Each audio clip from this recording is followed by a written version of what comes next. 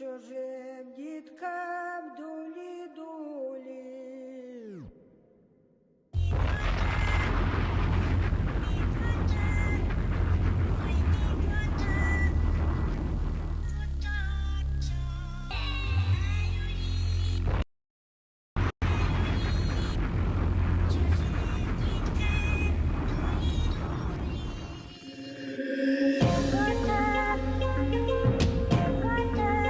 Oh, y'all ready?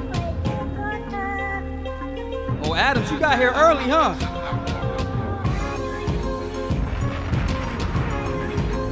Oh, this is a big one. I hope you guys are ready. I know you guys have been waiting for this one for a long time. Let's go. Everybody tune in.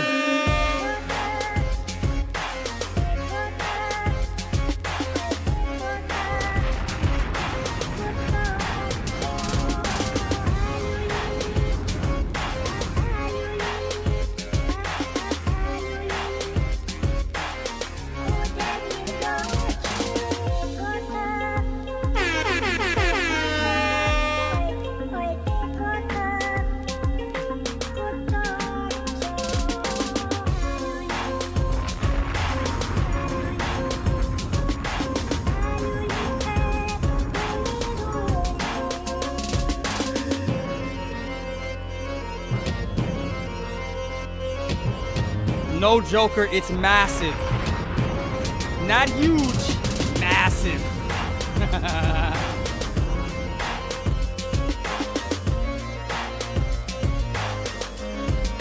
What's up, Elliot? Welcome to the show. Thanks for joining.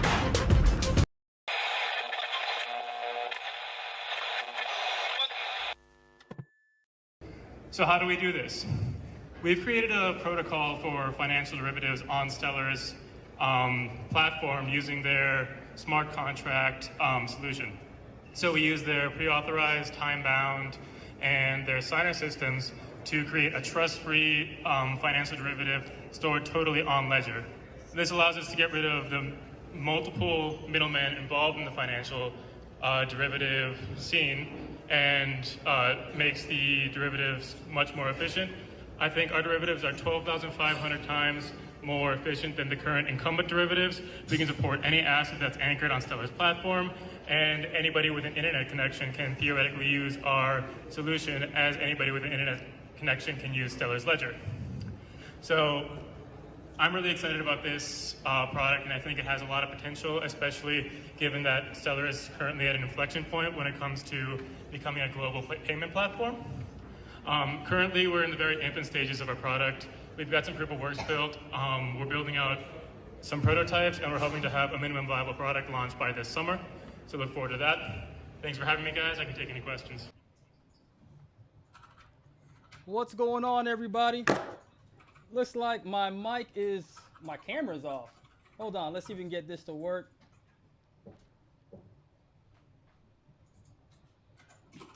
That's right. And I'm here with Markus Paulson-Luna. Welcome to the show, my friend. How you doing today? Good. How about you, Sam? It's always good to be on.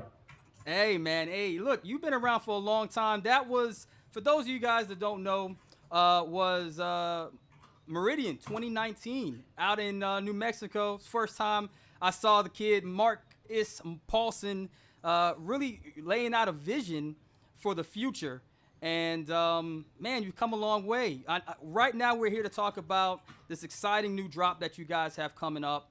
It is YieldBlox. I'm very excited about this, okay? I know the community is very, very excited about this. So we're going to dive into this. I want to let everybody know right now, retweet, like the YouTube showing, subscribe. This is going to be big. We're going to be giving away, I know, some exclusive script tees, NFTs towards the end of this. So make sure you stay tuned. We're going to talk about this airdrop. We're going to talk about how people can start utilizing capital for the very first time on Stellar. So Markus, please introduce yourself real quick for the people. Yeah, I'm Markus. I'm the CEO of Script3. I've been building in the Stellar ecosystem since around 2017, 2018, and we started off experimenting with financial derivatives, as you saw in that little speech that Sam recorded from Meridian 2019. And since then, we've morphed a bit, and now we're really focused on doing a decentralized money market. So yeah, that's where we are today. Very, very excited about it. I think I'm probably YieldBlox's #1 fan, just because I think it's huge. I'm really proud of what we've done, and I think it's going to do huge things for the ecosystem. So I'm excited to talk about it here today. Also, to give a quick explanation of the NFTs. Some of you guys have been following us for a while, so you might remember this. But back when we participated in the Stellar Community Fund, our very first AMA, we minted around 100 NFTs, which are non-fungible tokens on the Stellar network, backed by physical T-shirts, one of which I'm wearing right now. Nice. So you can receive an NFT, and then if you choose, you get to redeem it on our website for an actual T-shirt that will mail to you, no matter where you are in the world. I think we had one redeemed from like almost Siberia today, so we've got to ship that one out this week. Beautiful, beautiful, beautiful. And I'm a fan of Markus. I really am. I'm excited to see this come up because, one thing about you is that I know you put a lot of work into this. So let's take a step back. For a very long time, there's been a huge demand for smart contracts capabilities, DeFi capabilities on Stellar, and it wasn't there. And then Tyler, I remember, came out with this TSS format, and you were probably, if I don't want to overstep anybody, but you were probably the very first person in the community that I saw really jump in and get involved. Can you give us a little background on how the course of TSS has been on Stellar? Yeah, definitely. It was something that Tyler kind of came up with. Tyler works for SDF, if the audience isn't familiar with him, but he's a great developer, huge visionary, likes coming up with cool ideas and seeing where they go. So summer of 2019, I want to say, Tyler dropped a blog post talking about this Turing signing server solution that he came up with, which allows you to build Turing complete smart contracts on Stellar. All right. So the key word there is Turing complete. Stellar has always had smart contracts in some form where you can make escrow accounts and stuff like that. Our original model for financial derivatives didn't actually require Turing complete smart contracts. But Turing complete smart contracts allow you to do a variety of things, actually almost anything. They're programmable, so you can build something that pays an account every time it rains, or I don't know, if it's over 80 degrees, it creates 10 new accounts on Stellar. Or in our case, you can build a smart contract that manages a lending platform and allows people to borrow and lend to each other and create FX forwards and all of this other stuff that YieldBlox does. So it's really flexible and allows Stellar to have a similar amount of utility as programmable blockchains like Ethereum and Solana and Polkadot, all without having to have that additional bloat from the smart contracts actually on chain. So it's a really ingenious layer 2 smart contract solution, and it was a very good idea on his part. Man. All right, man. That is awesome. That is awesome. Let's see. All right, let's get this going, man. So what you've got here. Oh, thank you, Simple. I got you. We'll get the volumes up. What we've got here right now is, let's go into this website. It's YieldBlox. And so YieldBlox, tell us about it, man. I'm reading here and it's saying that the tokenomics model has enabled protocols to use platform tokens for huge numbers of purposes. And, you guys are really going to be utilizing some interesting factors here. So before we jump into the tokenomics of it, let's talk specifically about YieldBlox. Yep, absolutely. So YieldBlox is a decentralized money market protocol. A money market is a platform where people can borrow, lend, and create FX swaps with other participants in the market. So the gist of it is it'll allow people to make their capital efficient on Stellar for the first time by depositing it in YieldBlox pools, which are managed by our smart contracts, or not even our smart contracts. We don't own the smart contracts. They're immutable and stored in the TSS network, or Stellar Turret network. TSS is technically called Stellar Turrets now, so I got to use the correct name. All right. But yeah, so it allows people to deposit their capital in lending pools and other people to borrow that capital, which allows money to move from places where it's not being productive, like someone who's just holding lumens or just holding USD, to someone where the asset is going to be productive, or somewhere where the asset is going to be productive. So a trader can go and borrow USD and leverage their XLM position if they'd like to, and they're willing to pay interest for that capital. And in exchange, the lender will receive an interest that the borrower is paying them, and they get additional utility from their capital. So it's all about moving money to places where it matters. So in terms of actual functionality, like I said, we have lending, borrowing. We're also going to launch pretty shortly in the future FX forwards and margin trading, as well as institutional lines of credit, to try to help some of the working capital issues that happen in the Stellar ecosystem. And then on top of that, we also have a massive tokenomics model that allows you to stake YBX, which is our platform token, which is really like the oil that allows this whole system to work effectively and grow fast and help the Stellar ecosystem grow. So it does a lot. It really fits in very well with the fintech platforms building on Stellar, and I think it's going to do some pretty amazing stuff. Man, I can see it's like there's 1,000 questions coming in. Everyone's excited about this.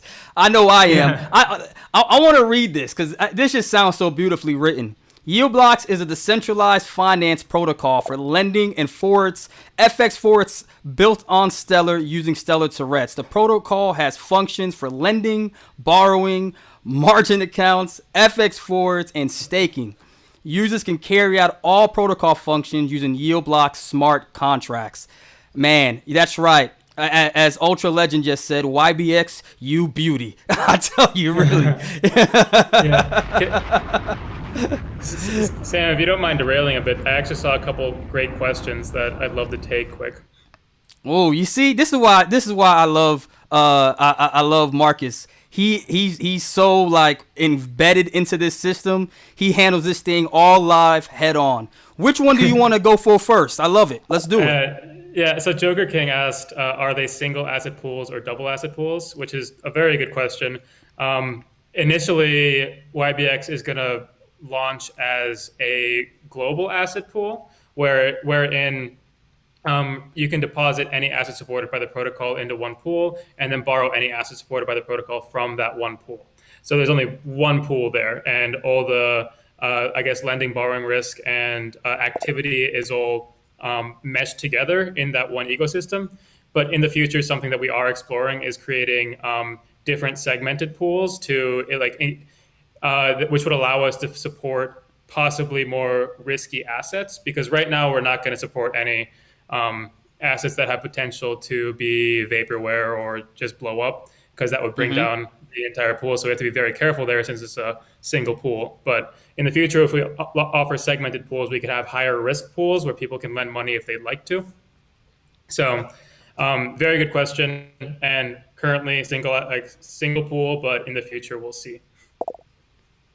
All right, let's see. You said a couple questions. Yep. What is different you offer compared to other competitors, Aave, for example? Yeah, that's a great question. I guess the first biggest difference is that we're built on Stellar, not Ethereum. So our fees are super, super low compared to Aave and Compound. But in terms of the actual model, they're both money markets too. So the lending and borrowing is very similar. And you're going to find a very similar UX there. Our tokenomics differ pretty significantly, as do our tokenomics incentive models. We can talk about that when we get into tokenomics. And then we also have some additional functionality. You can't margin trade on, or high leverage margin trade on Compound or Aave, because you can get a max of like 1.5x leverage depending on the asset. But with our margin accounts, we can allow up to 5x leverage, which is really useful for market makers. And then we also have the FX forwards and the lines of credit functionalities, which aren't offered by either of those protocols yet. Man, do y'all understand that this is the real deal? Stop playing with Marcus.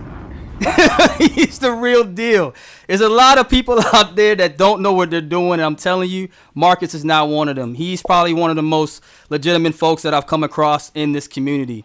Let's see. You know what? Before I see some more questions, but let's keep this going. I promise to go back to some of these because I know he's got some good answers for it. I know that I've seen a lot of things based around the tokenomics of the protocol. So a couple of days ago, Script3, you guys produced a great blog entry. If you haven't had a chance to visit their Medium account, I definitely encourage you to. They've put out great content, really good educational content that I encourage you to read. And in this one on the tokenomics, Marcus really breaks down all of the key utilities. So let's start off with the basic question. What is YBX and why YBX is needed? Yeah, absolutely. That's the first question you should ask for any token. There are so many tokens out there that really aren't necessary. Yes, say that again, please. Yeah. But YBX is our, you call it a platform token, I guess. It's tied to the YBX protocol, and it serves as a utility token in the protocol. I think the best way to describe it is tokenized growth. It really allows all the gears to turn and allows the protocol to continue growing at an increasing rate.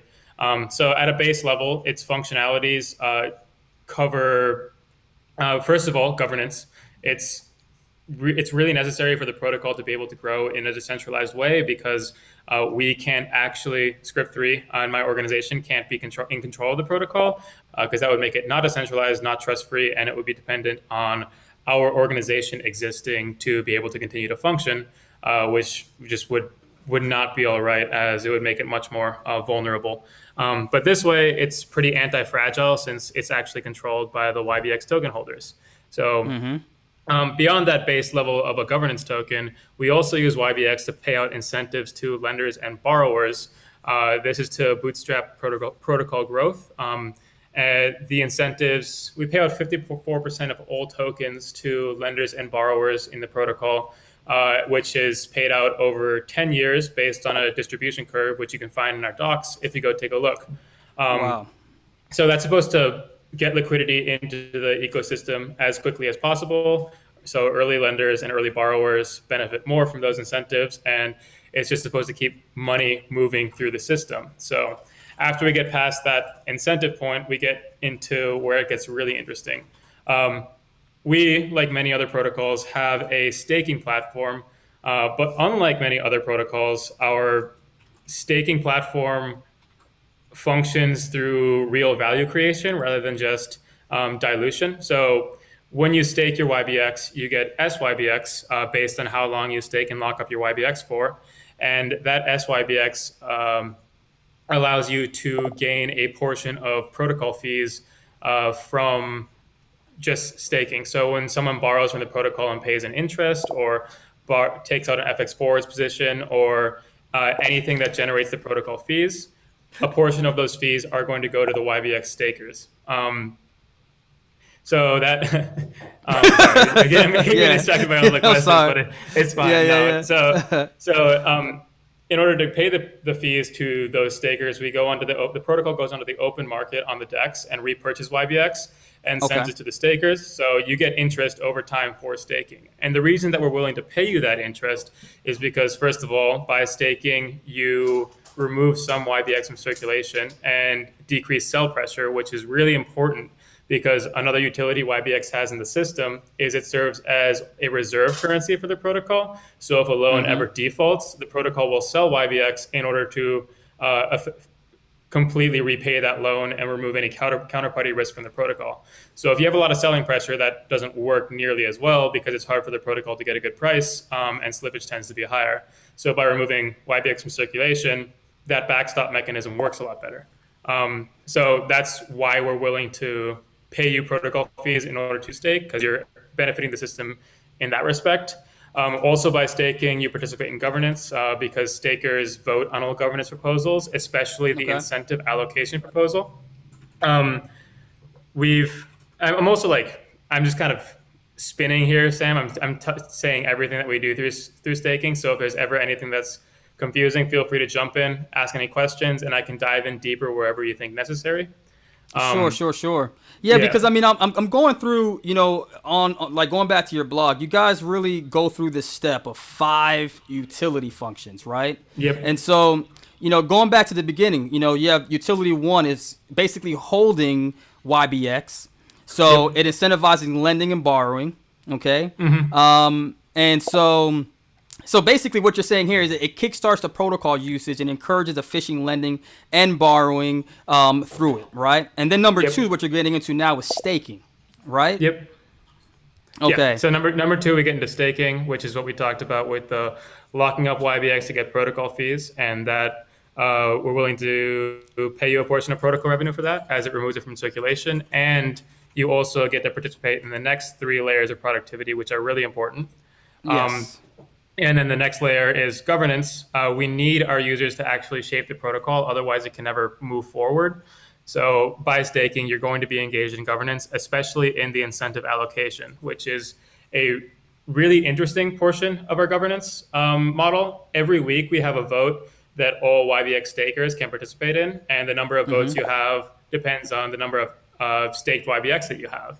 So that incentive allocation is like a weight vote because every day we have a number of YBX to pay out as incentives to lenders and borrowers, and we split that between each asset that's either being lent or borrowed in the protocol. So if Sam's lending XLM and USD, and also borrowing XLM and USD, he's going to get incentives for all of those assets, but the percentage of YBX tokens paid to each of those assets will differ based on the incentive weights that were voted on. So this is a really interesting utility as it allows the community and the stakers to decide where they want to incentivize more liquidity to enter the protocol.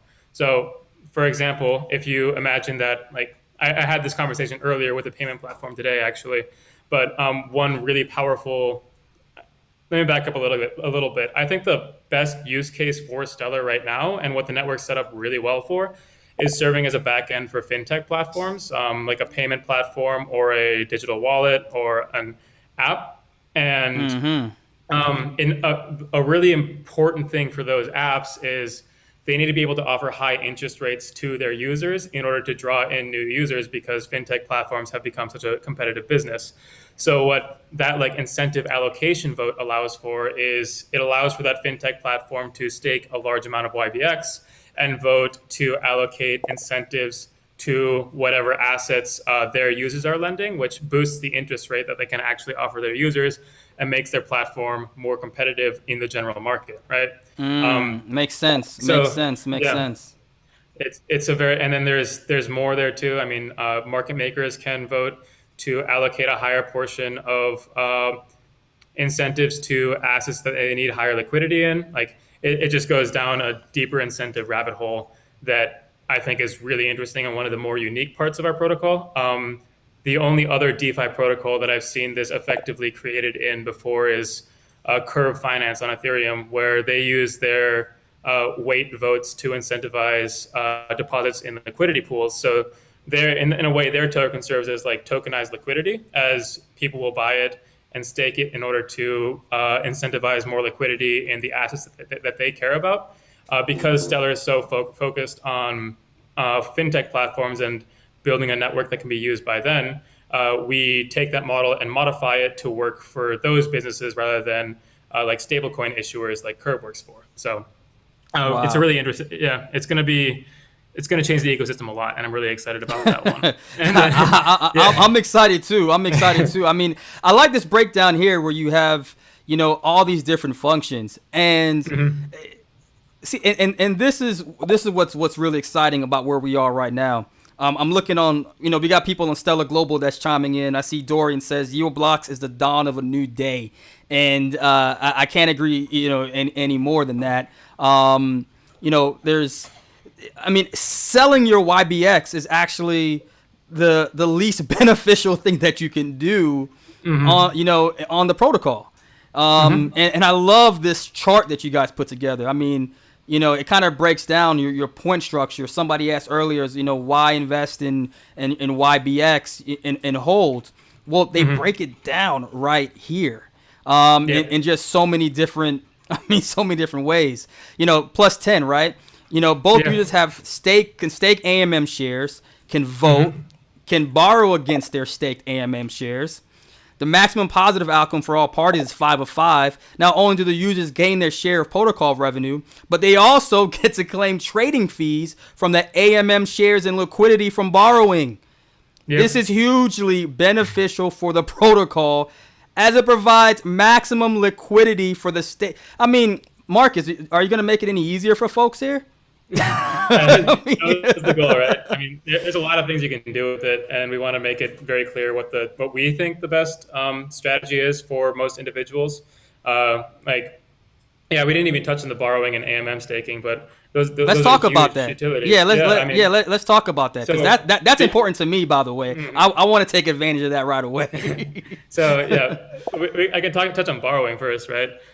So the borrowing, being able to borrow against your staked YBX is something that we actually added relatively recently. We thought about it like a couple months ago and decided it was a good idea. But because we require YBX stakers to lock up their YBX between 3 months and a year, which means you can't withdraw it without forfeiting your protocol fees that you've generated, that's a pretty big liquidity sink for a lot of people. So we decided that it makes a lot of sense to just allow people to use that staked YBX as collateral, and then borrow against that staked YBX. So if you have like 10,000 or 1 million YBX staked and you need some liquidity to execute some trades or something, you can just borrow against it, execute the trades, and then repay that loan and withdraw your YBX whenever it's unstaked. So while you're borrowing, you'll also receive more YBX from the protocol incentives. So it's this whole system that works very nicely together. And then I see Joshua Stewart's question on the screen right now about AMMs, so I can talk about that really quick. The AMM staking actually uses Protocol 18's AMMs.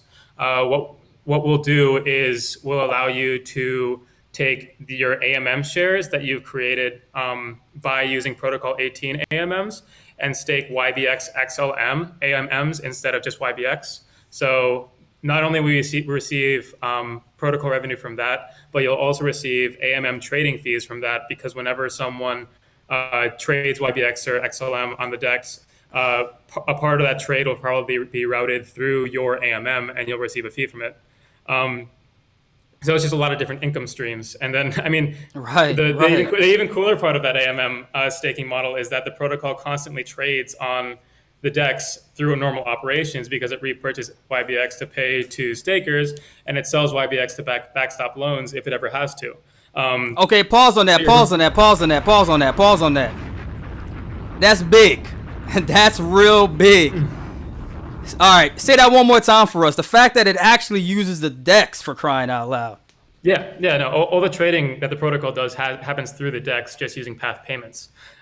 So you say that someone repays a USD loan, and the interest that they had on that USD loan was 100 USD, and 10% of that gets allocated to be redistributed to YBX stakers. So the protocol will take the 90 USD interest, pay it back to the pool, and that goes to lenders. And then 10 USD will be sold on the DEX for YBX, and that YBX will be then sent to the staking pool, which is redistributed to YBX stakers.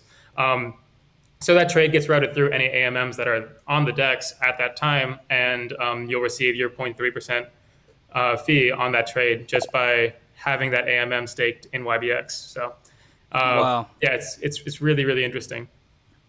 This is a real cool. How often will staking rewards be available for claim? So you'll be able to claim your staking rewards every time your lockup period ends. So say you lock your YBX for 3 months, whenever it unlocks, you'll claim all your rewards and then get back your YBX that you staked. If you lock for a year, you claim your rewards and unstake your YBX at the end of that year. Awesome.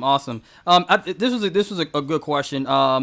So stablecoins are important for DeFi. Right now, Stellar has USDC, but there are no exchanges that support withdrawing Stellar USDC. Well, I know Liquid does, but Liquid does. So where do you suggest people go to get USDC to be one of the early lenders? So there are a couple ways to do that.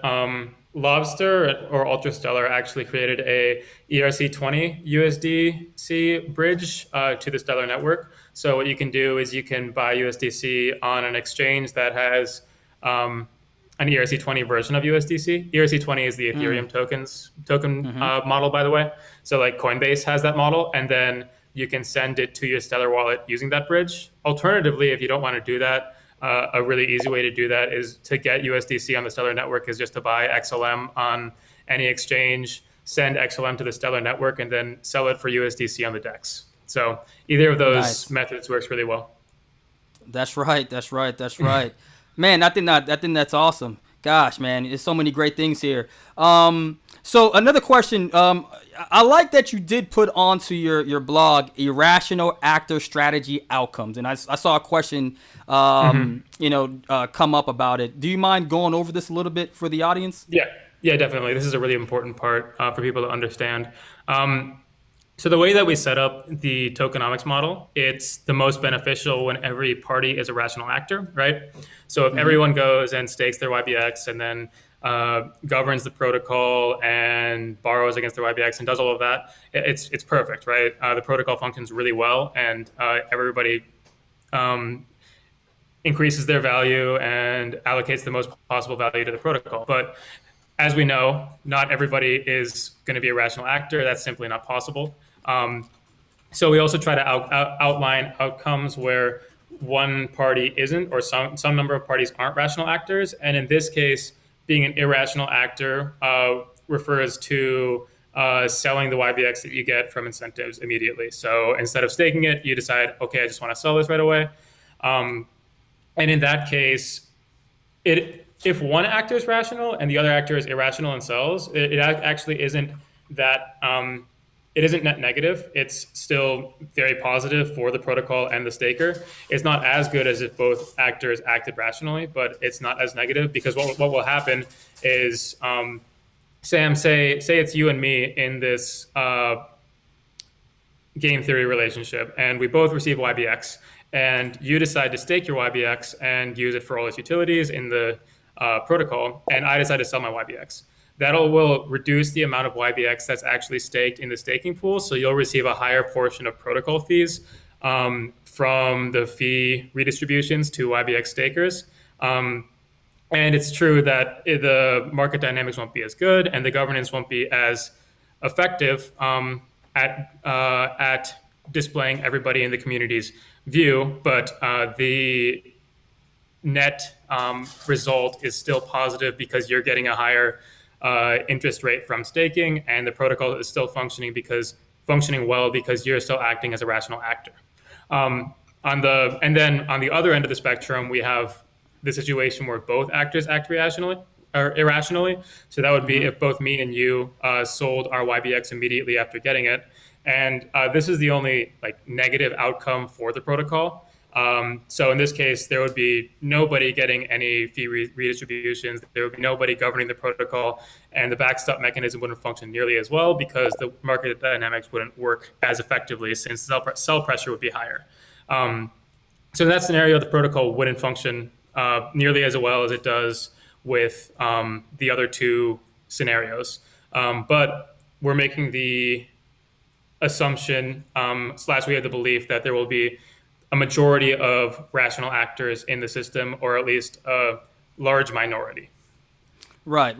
No, but it's good that you look at both sides. I know for one, I will be a rational person. I like to make money. So I plan to be very rational with my funds. Thank you very much.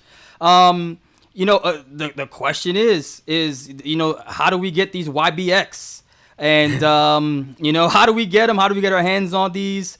You guys decided to do airdrops instead of, like an ICO or something like that. Why don't you walk us through this airdrop system? Yep, absolutely. So Yeah, we decided to do an airdrop to get these initially into circulation. The vast majority are still going to be paid out through protocol incentives. So I think personally the best way to get YBX is going to be lending and borrowing in the protocol. But right off the bat, we are going to be giving some away. There are 3 portions to this airdrop. One is going to be the community airdrop, where our Discord and Keybase members can sign up to get YBX tokens airdrop to their account. So we're going to be distributing 4 million that way. Signing up for that is really easy. You just join our Keybase or Discord and have a Stellar wallet that was created before August 15th.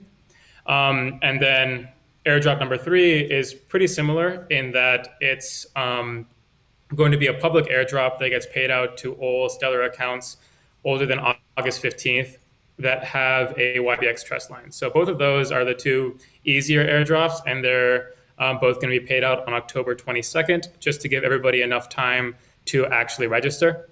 Nice, nice. So mark that date, everybody. Yeah. October 22nd. Don't miss it out. Yeah. It's going to be very exciting. I know our Discord is really excited for that date.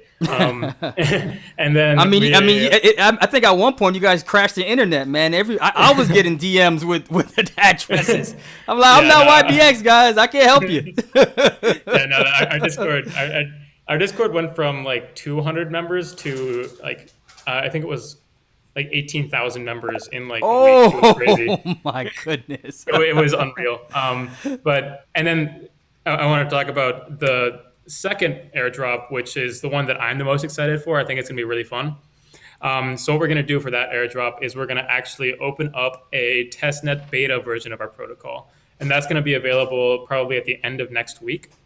So what people have to sign up for that by filling out a Google form and applying, because we only have 1,000 spots, which is just to allow us to deal with the volume and fix any bugs really easily. If we have too many people, it would be pretty overwhelming. But once you fill out the Google form, we'll select 1,000 people that filled out that Google form, and you will get a testnet account that has all the tokens you need to participate in the beta. So at that point, you can go to our app and start yield farming using our beta by lending and borrowing and staking. And basically, you just try to earn as much YBX as possible over a 2-week period. And at the end of that period, we will convert all the testnet YBX to mainnet YBX. So the better you do, the more YBX you get. Smart idea. I like that. Go ahead. Yeah, sorry, I just saw a question in the chat. As for a link to the form, you can find a link to that form in this article. If it's just the YBX airdrop article, there is a Google Forms link right there. You scrolled past it, Sam. Oh, there we go. Google Forms. Bam. Yep, it's right there. So just go check out the article and you'll be able to fill it out. That is awesome. This question came up twice, and so I'm gonna go ahead and bring it up. It came up in different ways. Essentially, the question goes around this: that hey, this is not is this an official SDF back? This is like some side project that no one really knows about. Let's have that conversation. Get back to the picture, because I know that you've been working with the SDF, and I know also you've been consulting with some people that are in finance and understand this JST. So I know this, but let's let the people know a little bit background on how this was. I guess the assistance and the help going on behind the scenes. Yeah, thank absolutely. you, Jeremy. By the way, this is an important question to address. Yes, so turrets are in an interesting place in that they were created by members of SDF, and we helped them build out the concept.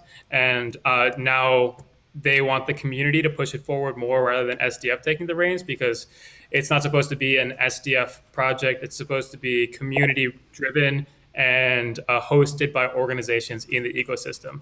So SDF is still very much involved. Justin Rice is kind of heading the initiative now, and they're going to support in any way they can. But going forward, it's going to be primarily ecosystem companies that are pushing the turret ecosystem forward. So that's us, that's Lobster, that's I think Lightman's interested in hosting a turret and helping with it. Task.io is gonna host one and is helping build the protocol forward. Yeah, I already said Enclap. And then, yeah, there are plenty of others. If you check out the Turrets Discord, there's a lot of members from various prominent Stellar organizations. And it's actually ended up being really cool to be a part of, because it's like the entire ecosystem coming together to build this product that everybody wants to see. So I guess to answer that question in short, it's yes, but it's primarily, yes, it's Stellar endorsed, but it's primarily community driven. Although, please don't go and quote me in a million articles on this, because if you want an official answer from the SDF source, go talk to Justin Rice and he'll give you a better answer that's lower liability for me. Right. And a question. I know you have Project Venus, a blog that came out earlier. How does Project Venus interact with this, or is Project Venus something completely different? So Project Venus is actually kind of how DeFi on turrets all started, and how our involvement with turrets really started. Back in December, Tyler from SDF came to us because we were our organization was really active in the turret community, and asked us to do a proof of concept for a FX forward protocol built using Stellar turrets. And Sam mentioned JST earlier, but JST was also part of this initiative, where we all worked together to figure out what an FX forwards protocol would look like built on Stellar turrets. Who is JST? Because I mentioned the names, but people probably know who JST is. JST is probably the biggest market maker, or one of the biggest market makers. I can't confirm that, but they're one of the biggest market makers on the Stellar DEX. So whenever you trade on the Stellar DEX, JST is probably the one taking the other side of that trade. So they're really involved in the ecosystem. They're a very large organization, and they are great people that are a pleasure to work with. Awesome. But yeah, so we ended up working with them a lot and Tyler a lot to come up with this protocol. And then we actually built it and put it on some testnet turrets and ran tests on it and made sure it was completely functional, and even got it audited. So this was how we proved that turrets actually work for DeFi. So now that we moved past Stellar Venus or Project Venus into actual DeFi protocol production, we're going to be building Project Venus's capabilities for FX forwards into YieldBlox. So that will probably launch beginning of next year when we do YieldBlox V2, and then organizations will be able to, or individuals will be able to trade FX forwards on the DEX using YieldBlox. So I'm very excited for that. Venus was a great project. Hold up. So let's even peel it back, because a lot of people listening may not understand what FX forwards are and how significant I think this is. So break down what FX forwards is for the audience, please. So FX forwards are derivative contracts that guarantee an exchange rate between two assets. So they're really useful for, and FX stands for foreign exchange. So like dollars to euros. So they're really useful for businesses to hedge their exchange rates when they're processing payments or doing a number of other things, including lending. Basically, the world kind of runs on FX forwards, but what a FX forward contract would allow me to do is, if I entered into one with Sam, say I wanted to sell the dollar, or let's say I wanted to sell the euro for $1.20 in one day, because I knew I had like a large amount of dollars coming in the next day, and I needed that $1.20 exchange rate. Sam could enter into the other side of that FX forward contract and guarantee me that exchange rate. So regardless of what the dollar-euro exchange rate does over the next day, we'll still carry out that $1.20 or euro to $1.20 exchange in one day when I execute the contract. So yeah, they're very useful financial contracts. And it's, I mean, this would be great for large scale, remittance companies, correct? Right? If they're transferring money like a MoneyGram or a Western Union or something like that. Something of large scale like that.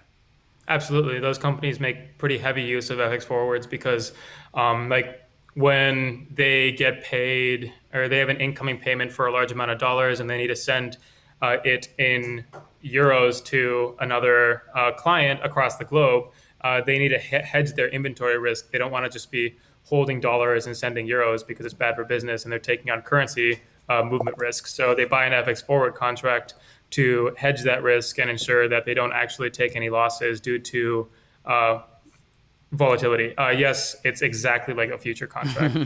Futures and forwards are pretty much the same thing. Yeah, shout out to Dev Enrique, by the way. He's got a cool wallet. If you haven't met Dev Enrique, I have to make sure. I like connect people like yourselves. I'll work on that. I'll get you to get connected, Dev. Don't worry about that.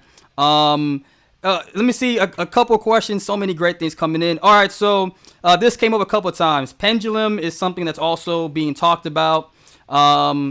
What are, I guess, some thoughts comparing, I guess, what YieldBlox and TSS is compared to Pendulum? Not sure if you had a chance to really look at Pendulum yet, but yeah, I've looked at Pendulum quite a bit. They're pretty unrelated in terms of TSS and Pendulum. TSS Stellar Turrets is a smart contract engine on the Stellar blockchain, so everything happens in the Stellar ecosystem. Pendulum is a separate blockchain that has a bridge to Stellar. So you could transfer assets to Pendulum and use them in the Pendulum ecosystem and then transfer them back to Stellar, whereas Turrets tries to keep everything on Stellar. So as for that question and whether you'll be able to use Pendulum bridged assets in YieldBlox, my answer is probably, but I don't really know for sure until we see more from the Pendulum team and I have a chance to look into more documentation there. But I'd say probably. Now, this is something that comes up a lot, right? When you think about DeFi, there's always those huge hacks that happen. And I remember talking to Tyler in the beginning, and one of his excitements around utilizing Stellar was because since it wasn't so bloated, it made it safer to use because there wasn't so much. I don't know if anyone out there's actually tried to build on Ethereum, but it's pretty complicated for what I'm hearing. What can you talk about as far as security issues that the average user should be concerned about? Yes, absolutely. It's always is a question that you should ask when looking at a DeFi platform. Turrets are actually pretty secure. Like they did a very, very good job because. I mean, we have the smart contract vulnerability risk that every DeFi protocol has. If we code our smart contracts wrong and there's a vulnerability, there could be issues. But we're taking plenty of steps there to mitigate against that risk. But in terms of any other risks, turrets, since they're a layer 2 to the Stellar blockchain, they actually inherit a ton of security from Stellar. So whenever all turrets are doing really is they're building Stellar transactions and approving them, and they then have to be submitted back to the Stellar blockchain. So nothing that wouldn't be allowed on the Stellar blockchain can actually happen on turrets. Turrets can't enable anything that isn't possible on Stellar already. So, and then on top of that, because the user has to approve the Stellar transaction before it's actually submitted to the chain, turrets can't actually do anything that you don't approve. So you always have the opportunity to look at the XDR that the turret or the transaction that the turret returned and see what it's doing and see if it's what you expected it to do before submitting it. So they do a very good job when it comes to security. Okay. Is there other people using turrets or I've asked that because everyone says smart contracts, you say turrets, they get confused. So, Yeah. Well, I mean, turrets are the smart contract engine that powers these smart contracts. So it's like EVM and Ethereum smart contracts. But as for who else is using turrets, I believe that Steve from Task.io and Lightmint are both planning on doing some things with turrets for NFTs.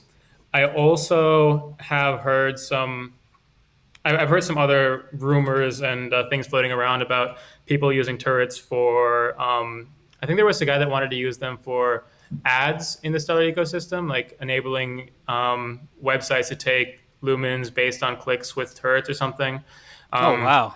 Yeah, it was pretty interesting. It was pretty creative. I haven't looked into it a lot more, but someone was talking about it.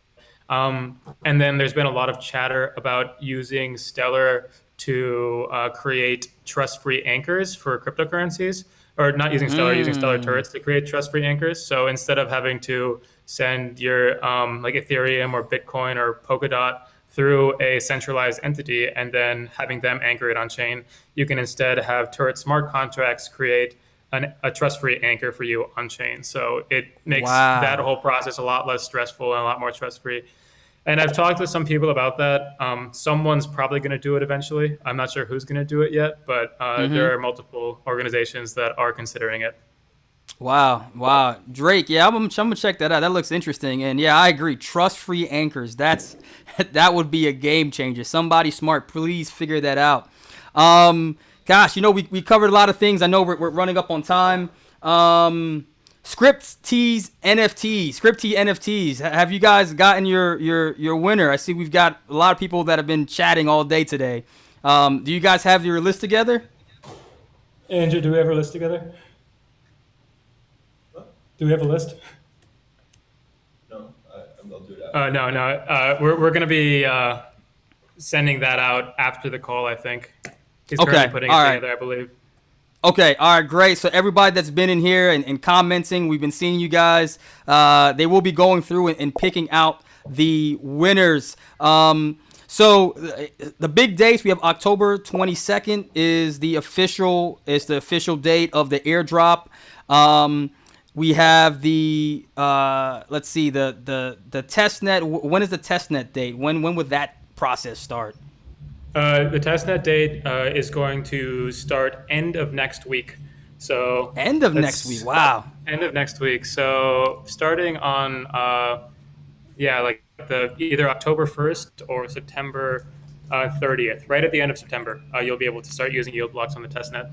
So basically, we need to go to that Google form and fill it out today to make sure we can get involved on. Yeah, it'll be open until it actually goes live. All right, everybody. I think we're planning on. I'm not going to throw dates on this because I haven't finalized them with the rest of the team yet. But I believe we will be finalizing the Google form entries at the start of next week and selecting beta participants, and then we'll notify them throughout the week, and then launch the actual beta at the end of the week. Okay, great. Yes, get your forms in. I'm going to get mine in because I definitely want to start playing around with this as soon as possible. Markus, thank you. I mean, this was a great show. You covered a lot of great content. You were able to answer a lot of participant questions live here on the air. Is there anything that we missed that we need to make sure we include? There are just two small questions that I saw pop up that are let's go. I love it, man. I love it. Quick. So listen, we'll stay here as long as you want, baby. Go ahead. So I saw a couple people ask about smart contract audits. We are currently sourcing those and just finalizing some documentation before we really get those going. But we are planning on getting the protocol audited by multiple sources. So you'll hear more about those in the coming weeks and months, but yes, that is something that we're planning on doing.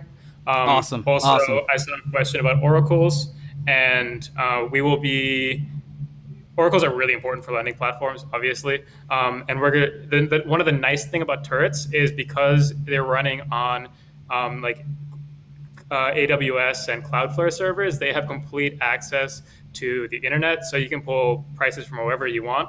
So I think what we're doing is we're pulling prices from Binance and Coinbase and the DEX to ensure that we get the most accurate price for assets and don't run into any issues there, because oracles are a frequent point of failure for DeFi protocols. Man, thank you so much, Markus. Before we wrap up, I knew this is a lot of information, so I'm gonna end the show with a quick video recap that kind of consensus everything down to about a minute and a half to just help remind you of what YieldBlox is. I'm sure, everybody, just a round of applause for Markus. Thank you, Markus. I love it that you were interactive. You were answering these questions. To everybody, I see a lot of people on YouTube. Please make sure to like, subscribe. If you like this information, this is something that, I do voluntarily. You know, this is not some official, you know, paid programming here. This is all out of the love to share with the community. So you guys help us by liking, by retweeting, by being a follower. So make sure you guys do that. We appreciate it a lot. Marcus, thank you so much. You hang on. We're going to chat a little bit. Everybody, tune in next week. I've got Lightmint. He mentioned Lightmint, Fred. We've got some. I mean, it's a big community. Have you bought any NFTs on Lightmint yet? If not, you definitely got to get a couple. Okay, we'll make sure you get a couple, Marcus. Yeah. Next week we're gonna be featuring 3 artists that have been blazing, selling some great art on the platform. So tune in for that show. It's going to be next week. I'll be dropping. Matter of fact, I know we dropped the information. I think it's gonna be the 29th at 3. But make sure to tune in for that. But anyways, everybody, watch this quick video. Marcus, I'll talk to you soon. Everybody, hang on tight. Is a DeFi lending protocol built on the Stellar network. Users around the world can lend and borrow assets without the need for an intermediary like a bank, all for less than a cent. Here's how it works. Users deposit assets into YieldBlox so they can be lent out. Then, users can borrow these assets from YieldBlox by depositing collateral and paying interest, which is distributed to the lenders. Just for using YieldBlox, users will earn YBX, YieldBlox's platform token. YBX holders control the future of YieldBlox. They can stake their YBX tokens to allow them to vote on changes to the protocol. Staking also awards users a portion of protocol revenue. In addition to secure, fast, and affordable lending, YieldBlox will offer FX forwards, leveraged margin accounts, and organizational lines of credit in the future. This combination of key financial products will boost the Stellar network by improving remittance efficiency, increasing market liquidity, and offering a secure, yield-generating savings solution for anyone in the world. This is DeFi built on Stellar. This is YieldBlox.